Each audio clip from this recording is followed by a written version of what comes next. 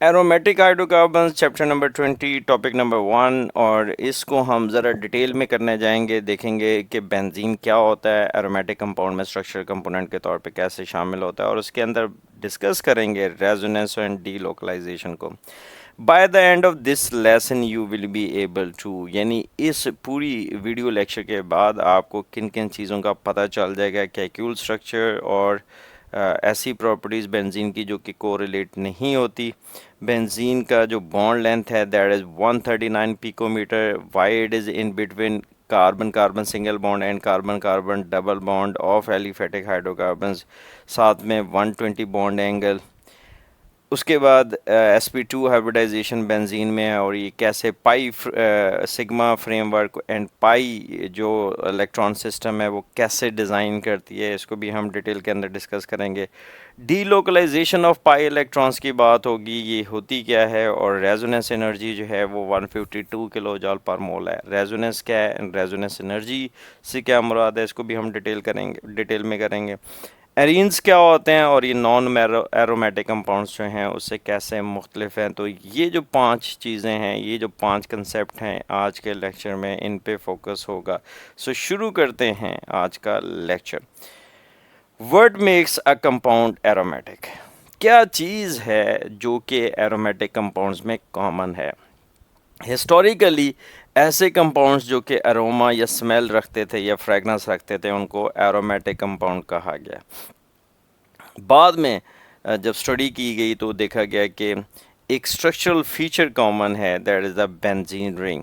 तो then after we defined in a way कि ऐसे organic compounds which have at least one benzene ring in its structure, which have at least one benzene ring as a structural component are called aromatic compound। अब ऐसे भी compound शामिल हुए जिसमें benzene शामिल थी but they foul smell. So aromatic compounds को आज हम डिफ़ाइन कुछ इस तरीके से करते हैं कि ये ऐसे कंपाउंड्स होते हैं जिनमें benzene as a structural component मौजूद होगा। सो बेंजीन फार्मूला है C6H6 is the simplest aromatic hydrocarbon and the parent of the whole family of ring compound, यानी बेसिक जो स्ट्रक्चरल कंपोनेंट है वो बेंजीन है। हाइड्रोकार्बन दैट कंटेन वन और more benzene ring are called arene. So ये definition भी important है। पूछा जा सकता है कि व्हाट आर एरीन्स, तो arenes are those organic compounds which contain one और more benzene rings. Right student, इसी तरीके से देखिए camphor smells strongly mainly yet contain no benzene ring prove that aromatic compound is a structural component not a scent category। यानी हमने benzene को जो है वो स्ट्रक्चरली जो है वो डिफ़ाइन करना है कि बेंजीन के रिंग जो है एरोमेटिक कंपाउंड्स के अंदर जो है बेंजीन रिंग होगा तो वो एरोमेटिक कंपाउंड में शामिल होगा। तो एग्जांपल हमारे पास है जी कैम्फर है, और कैम्फर की स्मेल भी ज़बरदस्त है बट उनके अंदर बेंजीन रिंग नहीं है। Naphthalene and vanillin, these are the examples of the fragrant aromatic compounds containing benzene ring। naphthalene जो है C10H8 and vanillin is the vanilla ice cream flavor जो कि उसके अंदर यूज़ किया जाता है। स्ट्रक्चर ऑफ द बेंजीन, सबसे पहले मालिकुलर फार्मूला जो है वो आइडेंटिफाई किया गया C6H6, और आपको पता है कि मालिकुलर फार्मूला कैसे जो है वो फाइंड आउट किया जाता है। फर्स्ट के अंदर हमने पढ़ा था कि एम्पिरिकल फार्मूला है, फिर एम्पिरिकल फार्मूला से मालिकुलर फार्मूला कैसे निकालते हैं। देन आफ्टर लीनियर स्ट्रक्चर जो है वो प्रपोज किया गया। फॉर एग्जांपल मैं एक स्ट्रक्चर आपके सामने रखता हूँ, CH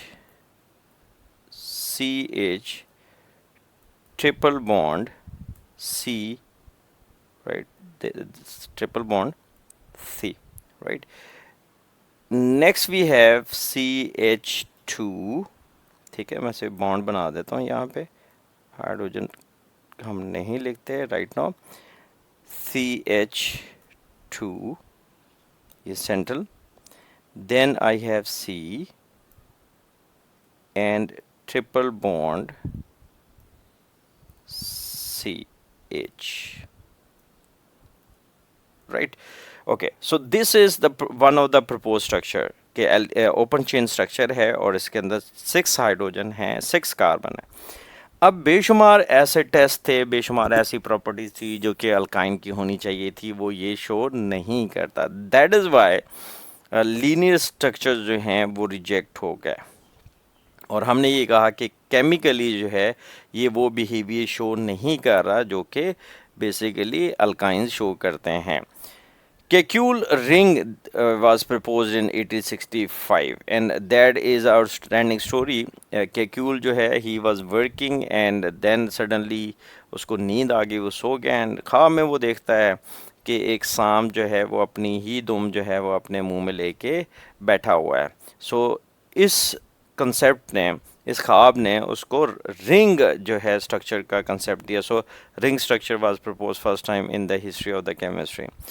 So, August Kekulé proposes a 6-member ring with alternating single and double bond. But still there is a gap, there is an incomplete picture. The alternating bond model still cannot explain all the physical and chemical properties. अभी तक यानी यहाँ तक जहाँ तक हम पढ़ रहे हैं ये स्ट्रक्चर जो है तमाम फिजिकल और केमिकल प्रॉपर्टीज़ को एक्सप्लेन नहीं कर रहा था। कैसे नहीं कर रहा था जी? देखिए जी, इसको जूम करते हैं। Predicts 2 different carbon-carbon bond length, but X-ray studies show all the 6 are identical. यानी जो केक्यूल है वो कहता था 2 तरह की जो है वो बॉन्ड लेंथ्स हैं, बट एक्सरे स्टडी में जो है ये आ रहा था कि जितनी भी बॉन्ड लेंथ्स हैं वो सब की सब बराबर है 139 picometre. Kekulé suggests benzene should react like an alkene but it strongly resists addition reaction. यानी कि बेंजीन जो है उसको अल्कीन के तौर पे बिहेव करना चाहिए, बट बेंजीन जो है वो रेजिस्ट करती है एडिशन रिएक्शन को।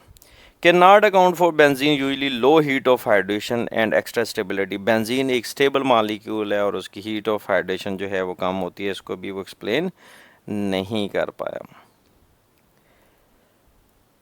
अ परफेक्टली फ्लैट रेगुलर हेक्सागोन, जो एक्सरे स्टडीज़ है, एक्सरे स्टडीज़ ने ये वाला स्ट्रक्चर जो है वो इंट्रोड्यूस करवाया और एक्सरे स्टडी से हमें पता चला कि बेंजीन जो है वो एक रेगुलर हेक्सागोनल स्ट्रक्चर है, प्लेनर स्ट्रक्चर है, यानी जितने carbon carbon and carbon hydrogen bond है they all lie in a single plane. और इसके अंदर जो कार्बन कार्बन एटम है वो sp2 हाइब्रिडाइज्ड है, right. So each bonded to 3, each carbon atom is bonded to 3 other atoms. For example हम यहाँ पे अगर आप बात करते हैं, here is the carbon, here we have hydrogen, right, here we have hydrogen। अब एक कार्बन ये है और दूसरा कार्बन ये है, राइट। तो हमारे पास एक ट्राइएंगुलर स्ट्रक्चर जो है वो बन जाता है। So this is the carbon which is bonded to this carbon, bonded to this carbon and this hydrogen. So अगर sp2 हाइब्रिडाइजेशन है तो इसके अंदर जो बॉन्ड एंगल होगा वो 120 डिग्री का होगा, right. 139 picometre is the bond length. जितने भी बॉन्ड्स हैं 6 के 6 वो सब के सब 139 पिकोमीटर के होंगे। एंड ये जो कार्बन हाइड्रोजन बॉन्ड लेंथ है ये वाली, दैट इज 109 पिकोमीटर। तो ये मल्टीपल चॉइस क्वेश्चन के अंदर आपसे पूछा जा सकता है। Benzene is for stable then expected. Benzene जो है जिस तरह के उससे एक्सपेक्ट किया जा रहा था उससे ज़्यादा जो है वो स्टेबल है, राइट। अगर आप स्टेबिलिटी जो है चेक करना चाहते हैं तो हमने देखना है heat release on the hydrogenation, यानी एक अनसैचुरेटेड मॉलिक्यूल्स है उसके अंदर हमने हाइड्रोजन ऐड किया इन प्रेजेंस ऑफ कैटलिस्ट, तो वो सैचुरेटेड हाइड्रोकार्बन बना, उसमें कितनी हीट रिलीज होती है, वहाँ से जो है हम स्टेबिलिटी की बात करते हैं।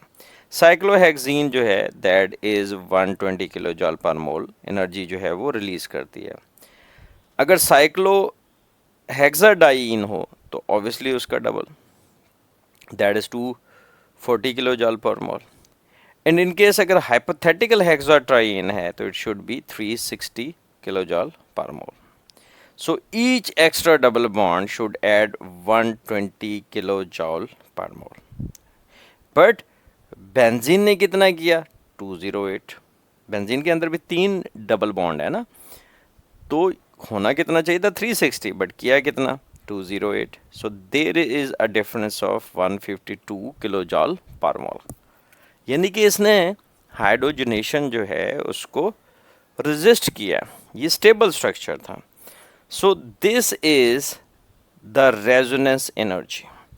The gap between hypothetical cyclohexatriene, यानी हमने एक हाइपोथेटिकल सिस्टम लिया साइक्लोहेक्साट्राइन का जिसमें 3 alternating single and double bond थे, एंड रियल बेंजीन, उसके बीच में जो डिफरेंस आया वो 152 किलो जॉल पर मोल का है। तो show how much extra stability comes from pi electron delocalisation around the ring. तो ये बेसिकली रेजोनेंस जो एनर्जी थी that is because of resonance, and resonance के बारे में हमने बात की है कि this is the delocalisation of pi electron system, यानी कि जो डबल बॉन्ड हैं वो स्टैटिक नहीं है, वो मूव कर रहे हैं। राइट, अब हम चलते हैं ऑर्बिटल पिक्चर की तरफ कि बेंजीन का स्ट्रक्चर जो है वो कैसे बनता है, देन आफ्टर हम इसको डिस्कस करेंगे in terms of energy. Each carbon atom is sp2 hybridisation, वो मैंने आपको एक्सप्लेन किया कि say if this is the carbon, तो ये 2 कार्बन के साथ यहाँ पे अटैच है और 1 हाइड्रोजन के साथ अटैच है। So each carbon is sp2 hybridised. अब देखिए, अगर हमारे पास कार्बन जो है वो sp2 हाइब्रिडाइजेशन शो करता है, तो ये कितने ऑर्बिटल रखेगा हाइब्रिड ऑर्बिटल, ये आपके पास 3 हाइब्रिड ऑर्बिटल जो है वो रखेगा। So this is 1 2 and 3। So these are the 3 hybrid orbitals. से हमारे पास यहाँ पे एक हाइब्रिड ऑर्बिटल है, ठीक है जी, एंड यहाँ पे हमारे पास दूसरा हाइब्रिड ऑर्बिटल है, and here I have third hybrid orbital. Right, अच्छा अब देखिए साथ वाला जो कार्बन है उसका भी इस तरह ही होगा, तो ये इसका एक ओवरलैप हो गया। सो this is the single bond. इस कार्बन के भी 3 हाइब्रिड ऑर्बिटल होंगे, एक ऑर्बिटल यहाँ पे ओवरलैप करेगा, ठीक है, तो ये भी आपके पास शेयरिंग ऑफ इलेक्ट्रॉन डेंसिटी होगी और ये भी बॉन्ड बन गया। So sp2 overlapping, sp2 overlapping, here we have sp2s overlapping है, यानी हाइड्रोजन जो है उसका s ऑर्बिटल ओवरलैप करेगा, sp2s ओवरलैपिंग। सो यहाँ पे कार्बन कार्बन सिंगल बॉन्ड, यहाँ पे भी कार्बन कार्बन सिंगल बॉन्ड, और यहाँ पे आपके पास sp2s overlapping carbon hydrogen bond, तो 3 सिग्मा बॉन्ड जो है वो बन गया।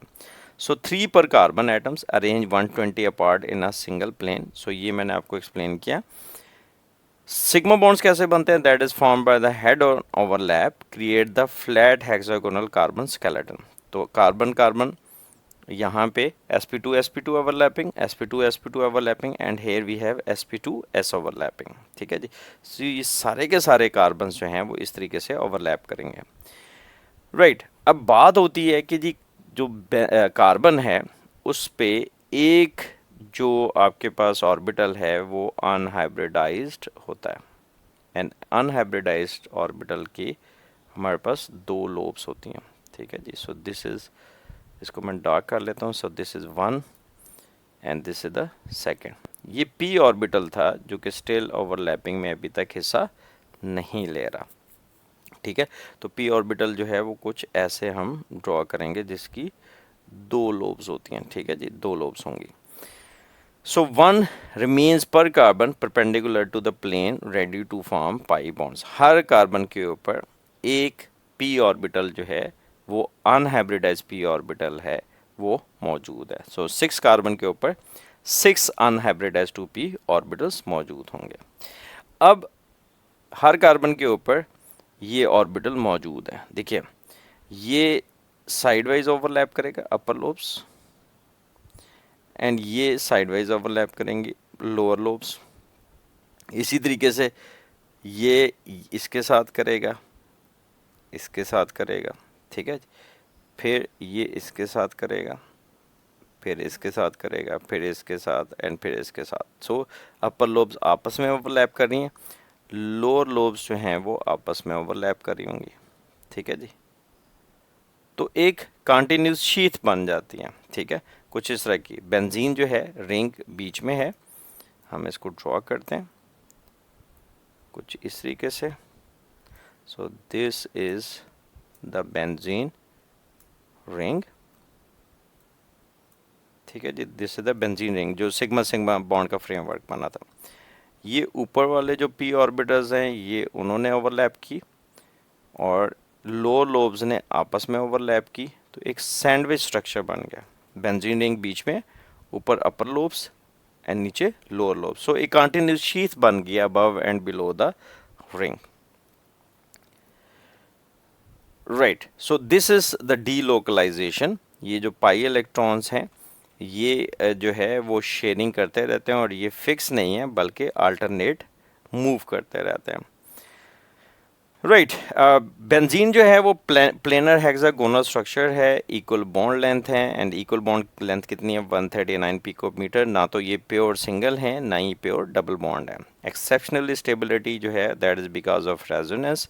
रेजोनेंस क्या है, this is the delocalisation of electron. अब डीलोकलाइजेशन ऑफ इलेक्ट्रॉन क्या है, मैं आपको दो स्ट्रक्चर जो है वो बना के दिखाता हूँ। Here I have the benzene, right, और यहाँ पे कार्बन कार्बन डबल बॉन्ड है, फिर कार्बन कार्बन सिंगल बॉन्ड, फिर कार्बन कार्बन डबल बॉन्ड, फिर carbon carbon single bond, and here I have carbon carbon double bond. So double bond single bond, double bond single bond, double bond और single bond है। Next ही time पे आपका ये जो structure है ये change हो जाएगा कुछ इस तरीके से।